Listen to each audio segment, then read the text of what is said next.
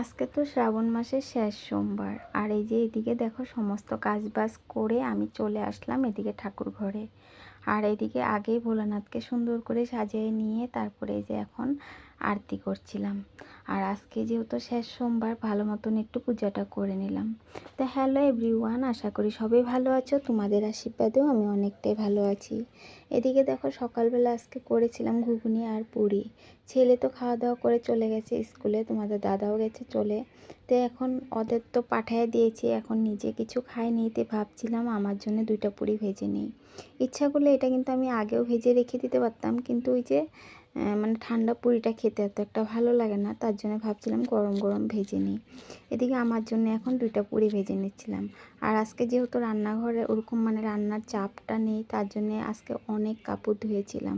যেহেতু গতকালকে আমাদের ঘরে মনসা পূজা আছে, আজকেই কিন্তু সন্ধ্যার দিকে ঠাকুর নিয়ে আসবে। তো এই জন্যে ভাবছিলাম যে আজকে অনেকটাই কাজ আছে, তাই রান্নার তো ওরকম চাপ নেই, তাই ঘরের কাজগুলোও করে নিই। আর ঘরের আজকে সমস্ত বিছানার চাদর চুদরগুলো সমস্তটা ধুয়ে দিয়েছিলাম। আর তার সাথে এই যে এখন ধোয়া পাকলা করে তারপরে সমস্ত কাজ বাজ করে তারপরে এই যে এখন চলে আসলাম নিজের জন্য গরম গরম ফুলকো ফুলকো পুরি ভাজতে। আর এইরকম ফুলকো ফুলকো পুরি খেতে কিন্তু ভালোই লাগে, মানে গরম গরম।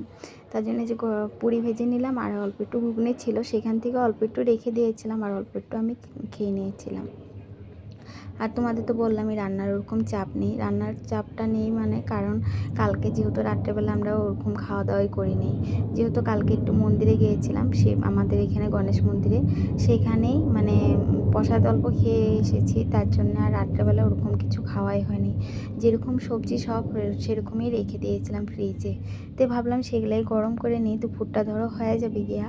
আর রাত্রেবেলা যেহেতু সন্ধ্যার দিকে ঠাকুর নিয়ে আসবে, আমাদের কিন্তু নিরামিষই খেতে হবে।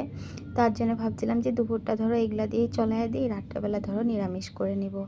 এখন এক এক করে সবজিগুলো গরম করে নিচ্ছিলাম। আর সবজিগুলো যেহেতু গরম পড়েছে, গরম করে না রাখলেও কিন্তু ভালো হবে না, তার জন্য সব সবজিগুলো গরম করে আবার সিজিল করে রেখে দিয়েছিলাম।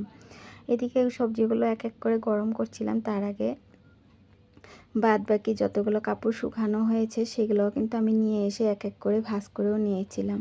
এদিকে দেখো আমি বিছানার চাদর চুদ্দর সব চেঞ্জ করে এসে সুন্দর করে গুছিয়ে নিয়েছি। আর এদিকে রান্নাবান্না করে রান্নাঘরটাও সুন্দর করে ক্লিন করে নিয়েছি। আর রান্নাতে তো তোমাদের বললামই দুপুরবেলা ওরকম কিছু করিনি, তো সেই মানে মাছের ঝোল ছিল সেটাকে গরম করে রেখে দিলাম। তো ভিডিওটা এটুকুই রাখলাম, সবাই ভালো থেকো, শুভ দুপুর।